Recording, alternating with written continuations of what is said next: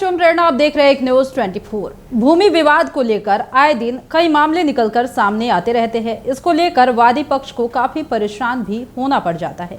अब भूमि विवाद निराकरण एक्ट में कुछ संशोधन किए गए हैं, जिसके तहत अब वादी को ज्यादा परेशान होने की जरूरत नहीं है और वो आसानी से अपने केस को दायर कर सकेंगे। भूमि विवाद के निपटारे के संदर्भ में काम भी कर सकेंगे। तो चलिए एक बार विस्तार से खबर को देखते हैं कि आखिर इस एक्ट के तहत क्या कुछ संशोधन किया गया है, जिससे कि अब लोगों को आसानी होने वाली है।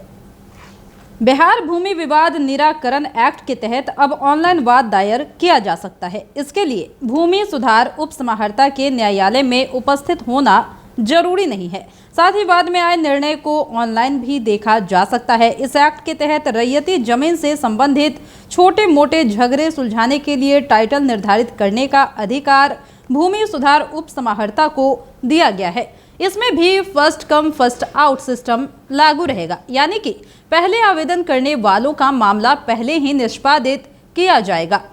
राजस्व एवं भूमि सुधार मंत्री आलोक मेहता ने इसकी विधिवत शुरुआत की। नई व्यवस्था से रैयतों को सुविधा होगी। अब उन्हें नाहक दफ्तरों के चक्कर नहीं लगाने पड़ेंगे।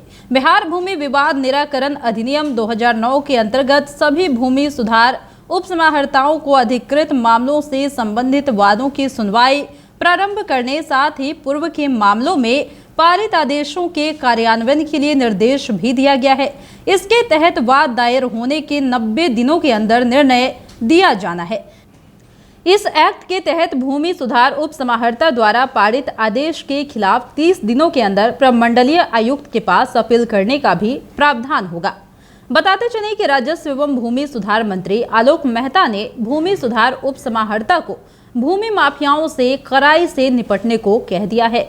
वो शनिवार को भूमि सुधार उपसमाहर्ताओं की मासिक बैठक को संबोधित कर रहे थे। उन्होंने कहा कि सभी भूमि सुधार उपसमाहर्ता बिहार भूमि विवाद निराकरण और दाखिल खारिज के मामले में फीको व्यवस्था को लागू करें। इससे पूरी व्यवस्था में पारदर्शिता और जवाबदेही सुनिश्चित हो सकेगी। मंत्री ने कहा कि भूमि सुधार उपसमाहर्ता कोशिश करे कि 30 दिनों में इस एक्ट के तहत पारित आदेशों का कार्यान्वयन हो जाए। इस पर गंभीरता से अमल भी किया जाए। इससे कई स्तरों पर प्रत्यक्ष सुधार भी दिखाई देगा। अपर मुख्य सचिव ने कहा कि दाखिल खारिज के मामलों में लंबित मामलों की संख्या कम हुई है। बैठक में विभाग के सचिव भी मौजूद थे, जिन्होंने सम्मिलित रूप से इसका निर्णय दिया। इसका मुख्य उद्देश्य है राज्य में स्वत्व अधिकार अभिलेखों, चौहद्दी राजस्व अभिलेखों की प्रविष्टियों, रैयती भूमि के गैर कानूनी और दखल, साथ ही सार्वजनिक भूमि के आवंटियों के जबरन बेदखली से उत्पन्न समस्याओं के शीघ्र और प्रभावी निराकरण करना। इसके अतिरिक्त व्यवहार न्यायालयों और साथ ही उच्च न्यायालयों में दायर अनावश्यक वादों को नियंत्रित करने का ध्येय भी लेकर इस अधिनियम का गठन किया गया है। इस अधिनियम के तहत भूमि विवादों की सुनवाई के लिए भूमि सुधार उपसमाहर्ता सक्षम प्राधिकार है।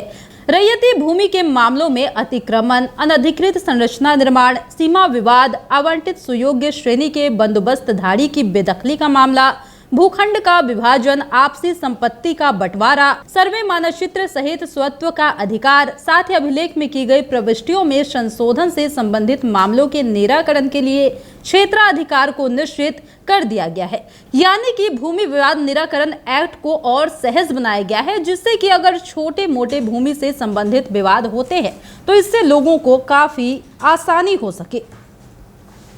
तो जिस प्रकार से आप सुन पा रहे थे कि इस एक्ट में संशोधन कर इस एक्ट को बेहद आसान बनाया गया है, यानी कि जो भी भूमि विवाद से जुड़े छोटे मोटे मामले होंगे उसको ऐसे ही सुलझाया जाएगा, क्योंकि कोर्ट में इतने ज्यादा केसेस पेंडिंग हो जाते हैं जिस पर जल्द सुनवाई कर पाना मुश्किल हो जाता है और लंबा और काफी लंबा समय लग जाता है। इसको लेकर इस एक्ट में संशोधन किया गया, जिसके तहत अब बेहद आसानी से भूमि विवादों को सुलझाया जा सकेगा। फिलहाल इस वक्त के खबर में इतना ही, और भी ऐसे ही तमाम वीडियो अपडेट्स के लिए बने रहिए हमारे साथ और देखते रहिए हमारा चैनल एक न्यूज 24। हमारे चैनल को लाइक कीजिए, सब्सक्राइब कीजिए, कमेंट कीजिए। हमारे वीडियोज पसंद आते हैं तो शेयर जरूर कीजिए। धन्यवाद।